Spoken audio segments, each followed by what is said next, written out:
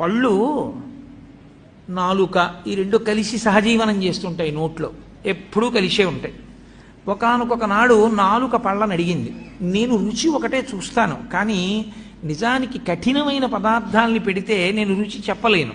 ఓ పాలకాయలని చేస్తారు, అవి నేను చప్పరించలేను, కానీ మీరు పాపం కష్టపడి వాటిని నవిలి గుండ చేసి నా మీద పెడతారు.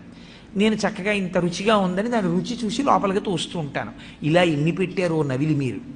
కాబట్టి మీరు నాకు ఎంతో ఉపకారం చేశారు, మీతో కలిసి ఉన్నందుకు నాకు ఈ ప్రయోజనం వచ్చింది.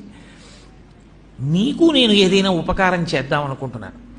కాబట్టి మీకు నేనేం ఉపకారం చేయగలను చెప్పండి. మీరు 32 మంది, నేను ఒక్కదాన్ని.